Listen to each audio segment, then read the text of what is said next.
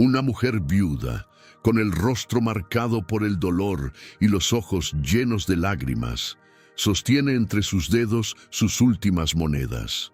Con manos temblorosas las deja caer en la ofrenda de la iglesia, un acto de fe nacido tanto del miedo como de la devoción. Desde el púlpito ha escuchado incontables sermones sobre la importancia del diezmo, sobre la supuesta ira de Dios para aquellos que no cumplen con este mandato. Una sensación de culpa la invade, junto con el temor de estar desobedeciendo. Pero en lo más profundo de su ser, una pequeña voz susurra dudas. ¿Es esto realmente lo que Dios desea? ¿Acaso Jesús no enseñó que lo más importante es la intención del corazón, la generosidad sincera y no el cumplimiento de cifras exactas? Esta noche, esa mujer regresará a casa con las manos vacías y el estómago vacío. Sin embargo, ha cumplido con lo que le enseñaron, o al menos eso cree. Pero esto es justo, es realmente lo que la Biblia enseña. Si alguna vez te has sentido confundido, presionado o incluso manipulado respecto al diezmo, este video es para ti. Hoy vamos a revelar 3 verdades bíblicas que en muchas iglesias rara vez se enseñan.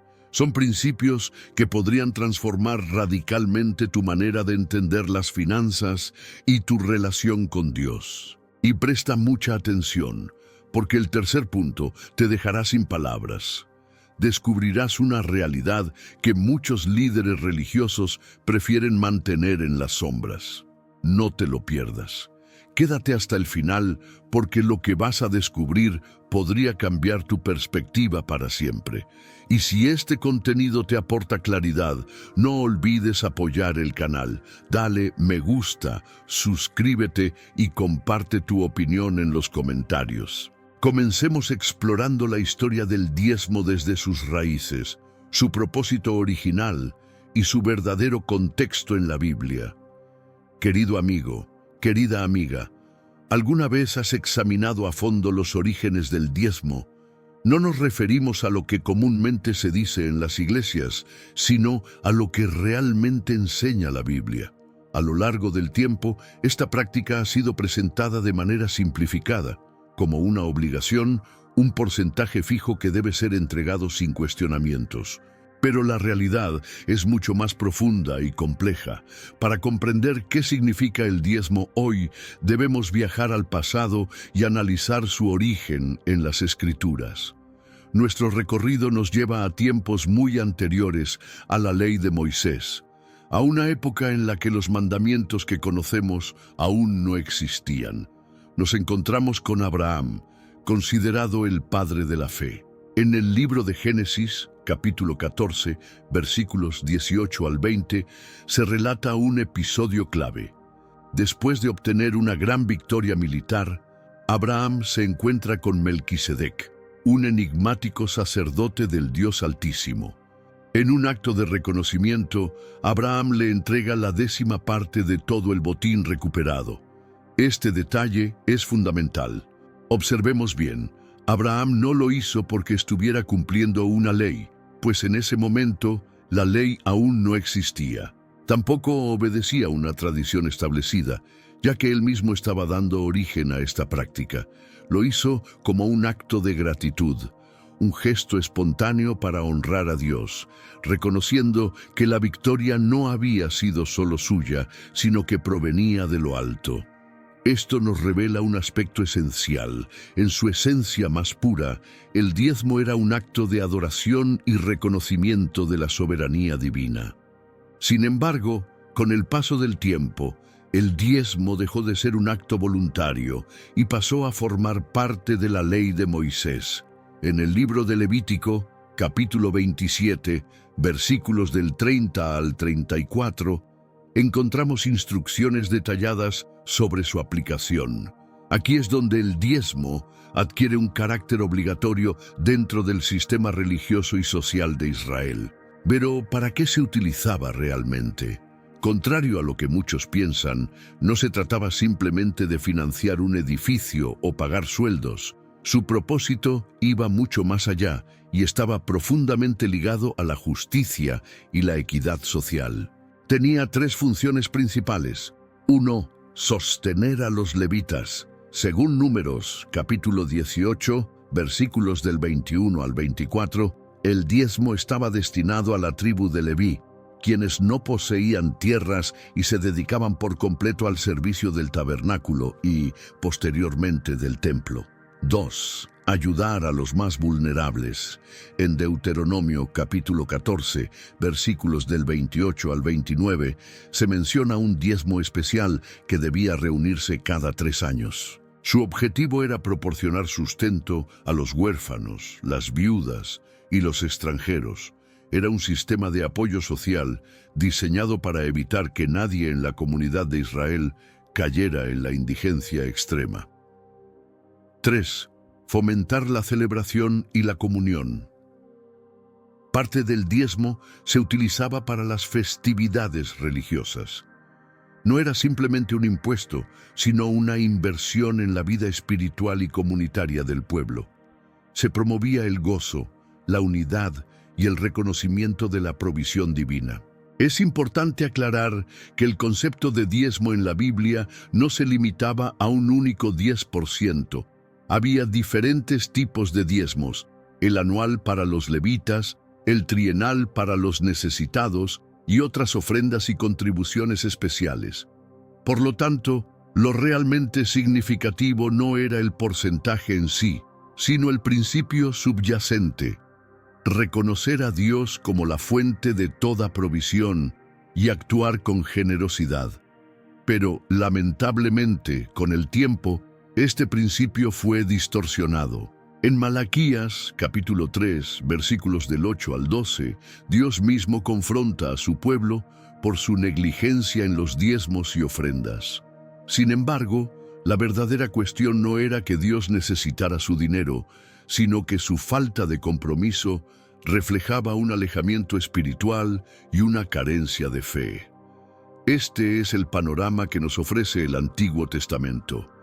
Un diezmo con un propósito noble, diseñado para garantizar el bienestar de todos y fomentar una comunidad justa. Pero, al mismo tiempo, también vemos cómo esta práctica podía ser tergiversada, utilizada con fines distintos a los que Dios había establecido. Y esto nos lleva a la gran pregunta: ¿qué dijo Jesús sobre el diezmo? ¿Lo reafirmó como un mandato obligatorio o presentó una visión distinta? Lo que vas a descubrir a continuación te sorprenderá. Te invito a seguir viendo este video porque ahora entraremos en la enseñanza de Jesús y revelaremos un secreto que muchos prefieren no mencionar. Imagina esta escena. Un grupo de religiosos se enorgullece de su meticulosa observancia de la ley. Se aseguran de diezmar cada mínima porción de sus cosechas, incluyendo las hierbas más insignificantes. Creen estar cumpliendo con todo lo que Dios exige, pero su corazón está lejos de los principios fundamentales de la fe. Jesús los confronta con palabras directas y contundentes. En Mateo, capítulo 23, versículo 23, declara: «Ay de ustedes, escribas y fariseos hipócritas, porque dan el diezmo de la menta, el eneldo y el comino, pero han descuidado lo más importante de la ley, la justicia, la misericordia y la fe». Esto era necesario hacer sin dejar de hacer aquello. Observa con atención. Jesús no está condenando el diezmo en sí. No dice que sea incorrecto, pero deja en claro que hay cosas mucho más importantes. La justicia, la compasión y la fe deberían estar por encima de cualquier norma externa. Sin estos pilares, cualquier práctica religiosa pierde su verdadero propósito. Los fariseos eran extremadamente minuciosos con los detalles más pequeños de la ley, hasta el punto de contar hojas de hierbas para asegurarse de dar la 10ª parte exacta. Sin embargo, al mismo tiempo, ignoraban lo esencial: la ayuda al necesitado, la compasión hacia el prójimo, la verdadera conexión con Dios. Se aferraban a la forma y olvidaban el fondo. Y esta, querido amigo, querida amiga, es una lección vital para nosotros hoy. ¿De qué sirve cumplir con una norma externa si nuestro corazón está lleno de egoísmo? ¿De qué sirve entregar una parte de nuestras ganancias si seguimos siendo indiferentes al dolor de los demás? Jesús nos llama a algo más profundo, una transformación interna, una fe viva que no se basa solo en reglas, sino en amor genuino por Dios y por los demás. El Evangelio de Lucas, en el capítulo 11, versículo 42, refuerza esta misma idea. Jesús denuncia nuevamente a los fariseos con palabras similares. «Ay de ustedes, fariseos, porque diezman la menta, la ruda y toda hortaliza, pero pasan por alto la justicia y el amor de Dios. Esto era necesario hacer sin dejar de hacer aquello». La clave de este mensaje está en la prioridad. Jesús no está prohibiendo el diezmo, pero lo está colocando en el lugar correcto. No debe ser el centro de la fe, ni un requisito mecánico que sustituya la verdadera espiritualidad. Lo importante no es solo cumplir con una norma externa, sino vivir con un corazón lleno de amor, justicia y generosidad. Pero esto no termina aquí. Hay un mensaje aún más poderoso en las enseñanzas de Jesús. En Lucas, capítulo 18, versículos del 9 al 14, encontramos una parábola que lo deja todo en evidencia. Dos hombres van al templo a orar. Uno de ellos es fariseo y el otro es un publicano, un recaudador de impuestos despreciado por la sociedad. El fariseo, con orgullo, se jacta delante de Dios. «Te doy gracias porque no soy como los demás hombres, ladrones, injustos, adúlteros, ni como este publicano. Ayuno 2 veces a la semana y doy el diezmo de todo lo que gano». El publicano, en cambio, no se atreve ni a levantar la vista. Golpeándose el pecho, con humildad, clama: «Dios, ten piedad de mí, que soy pecador». Jesús concluye la parábola con una revelación impactante. El publicano, no el fariseo, es quien regresa a su casa justificado. En Lucas, capítulo 18, versículo 14, dice: «Porque todo el que se enaltece será humillado, y el que se humilla será enaltecido». Este relato es crucial porque nos muestra que no es la apariencia de religiosidad lo que cuenta, sino la actitud del corazón. El fariseo estaba convencido de que sus prácticas lo hacían superior, pero su orgullo lo alejaba de Dios. Mientras tanto, el publicano, a pesar de su vida llena de errores, encontró gracia porque reconoció su necesidad de misericordia. Y luego tenemos otro ejemplo que nos deja sin palabras: la historia de la viuda pobre, relatada en Marcos capítulo 12, versículos del 41 al 44, y en Lucas capítulo 21, versículos del 1 al 4, este episodio revela la verdadera esencia de la generosidad. Jesús está en el templo observando a las personas que depositan sus ofrendas. Ve a los ricos echando grandes sumas, asegurándose de que todos los vean. Pero entonces aparece una mujer humilde, una viuda, que apenas tiene 2 pequeñas monedas. Sin embargo, lo entrega todo. Conmovido, Jesús declara: «De cierto os digo que esta viuda pobre echó más que todos los que han echado en el arca». ¿Por qué? Porque su entrega no fue desde la abundancia, sino desde la fe y el sacrificio. Mientras que otros daban lo que les sobraba, ella dio todo lo que tenía. Esto nos deja una enseñanza profunda. La generosidad verdadera no se mide en cantidades, sino en la disposición del corazón. No se trata de un porcentaje, sino de una entrega sincera a Dios, confiando en que Él es quien provee. Jesús nos llama a una nueva perspectiva. En Mateo capítulo 6, versículos del 19 al 21, y en el versículo 24 nos advierte sobre el peligro de enfocarnos demasiado en las riquezas materiales. No acumuléis tesoros en la tierra, donde la polilla y el óxido los destruyen, y donde los ladrones minan y roban. Más bien, acumulad tesoros en el cielo. Y luego en el versículo 24 declara con firmeza: ninguno puede servir a dos señores, porque aborrecerá al uno y amará al otro, o estimará al uno y menospreciará al otro. No podéis servir a Dios y a las riquezas. El segundo secreto que estamos revelando hoy es poderoso. Jesús priorizó el corazón sobre el porcentaje, la generosidad sobre la obligación y la confianza en Dios sobre la acumulación de riquezas. ¿Un nuevo porcentaje obligatorio? La respuesta, querido amigo, querida amiga, es un rotundo no.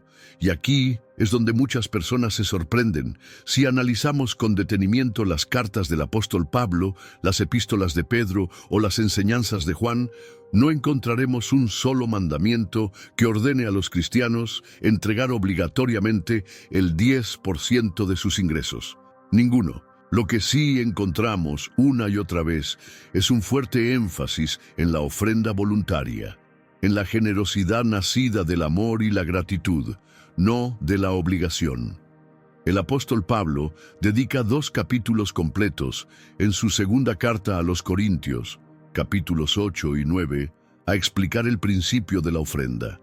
Y es fascinante notar el lenguaje que utiliza.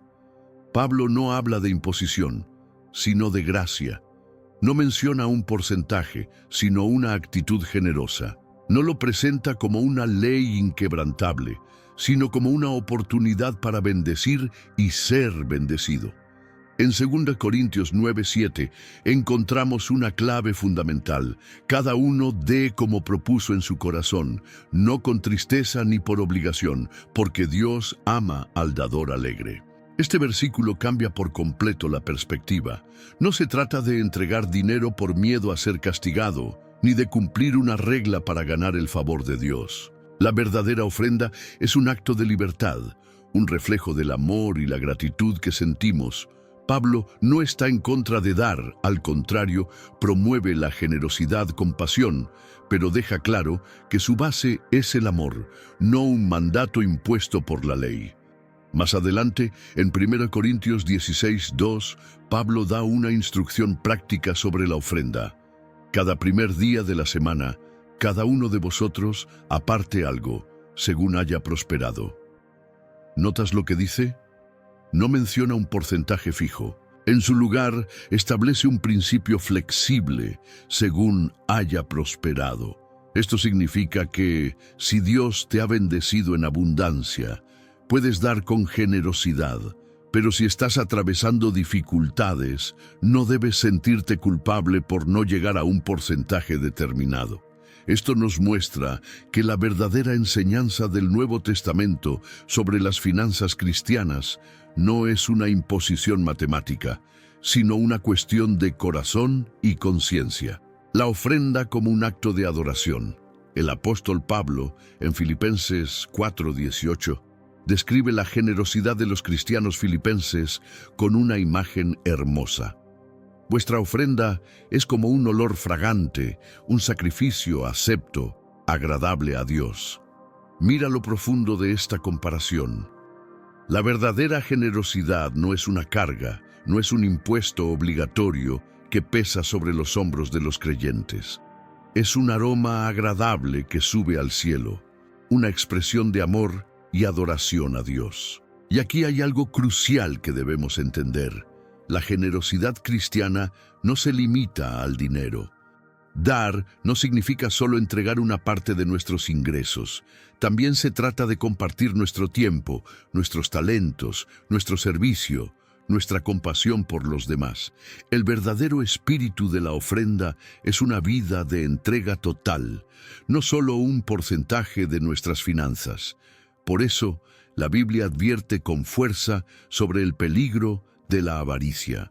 1 Timoteo 6:10 dice: porque raíz de todos los males es el amor al dinero. Pero atención, esto no significa que el dinero en sí sea malo. Lo que la Escritura nos enseña es que el apego excesivo al dinero puede desviar el corazón del propósito de Dios. El problema de la teología de la prosperidad aquí es donde debemos hacer una distinción importante. En tiempos modernos ha surgido una enseñanza distorsionada que afirma que si damos dinero a la iglesia, Dios nos bendecirá con más riquezas.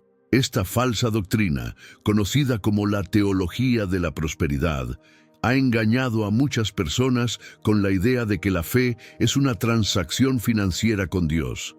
Pero esto no es lo que enseña la Biblia. Es cierto que Dios puede bendecirnos materialmente, como dice 2 Corintios 9, 10, 11. Pero esto no es una garantía, y mucho menos debería ser nuestra motivación para dar. La verdadera bendición de Dios no se mide en bienes materiales, sino en paz, gozo y una relación más profunda con Él. El tercer secreto que muchos no quieren que descubras, y aquí viene la revelación que muchas instituciones religiosas prefieren mantener en silencio. El Nuevo Testamento no establece el diezmo como un porcentaje obligatorio para los cristianos. En cambio, nos llama a vivir una vida de generosidad basada en la gracia, no en la ley. La ofrenda cristiana es libre, voluntaria y nace del corazón, no de la presión externa. Este es un llamado a la libertad, no a la esclavitud de reglas impuestas, sino a la responsabilidad de administrar nuestros recursos con sabiduría, ayudando a quienes lo necesitan y contribuyendo a la obra de Dios por amor, no por obligación. Desmitificando el diezmo, libertad, responsabilidad y bendición. Hemos recorrido un largo camino juntos. Desde los orígenes del diezmo en el Antiguo Testamento, pasando por la enseñanza de Jesús y llegando hasta la perspectiva de los apóstoles en la era de la gracia. Ahora es momento de desmitificar, de romper cadenas de imposición religiosa y abrazar la verdadera esencia de la ofrenda cristiana. Quiero ser claro, el diezmo, entendido como un 10% obligatorio, no es un mandamiento para los cristianos del Nuevo Testamento. Si alguien te dice lo contrario, te está imponiendo una carga que ni Jesús ni los apóstoles establecieron. Pero cuidado, esto no significa que la ofrenda sea irrelevante. Al contrario, dar es una parte fundamental de nuestra relación con Dios, pero debe ser una ofrenda nacida del amor, no del miedo. Lamentablemente, a lo largo de los siglos, el diezmo ha sido malinterpretado. Algunas personas lo han usado como una herramienta de manipulación para infundir temor o para prometer riquezas a cambio de donaciones. Otros lo han convertido en una regla legalista que nos aleja del mensaje de gracia. Pero la Biblia nos habla de otra cosa. Nos habla de mayordomía, de administrar con sabiduría lo que Dios nos da. Nos habla de compasión, de compartir con los necesitados. Nos habla de confianza, de creer que Dios suplirá nuestras necesidades. Entonces, ¿cómo debemos ofrendar? 1. Con oración. Pídele a Dios dirección sobre cuánto y cómo debes dar. No te guíes por la presión de otros, sino por su voz. 2. Con sabiduría. No des de manera impulsiva. Organiza tus finanzas y haz de la generosidad un hábito, no un evento ocasional. 3. Con alegría. No des por miedo ni por obligación. Hazlo con gratitud, sabiendo que todo lo que tienes proviene de Dios. 4. Con fe. Confía en que Dios suplirá lo que necesitas. La verdadera bendición no es recibir dinero a cambio, sino ver cómo nuestro corazón cambia y nuestra relación con Dios se fortalece. Querido hermano, querida hermana, te invito a vivir la libertad de la gracia, a dejar atrás las cargas impuestas y abrazar la verdadera generosidad cristiana. Si este video te ha sido útil, suscríbete, dale like y comparte tu experiencia en los comentarios. Que Dios te bendiga abundantemente.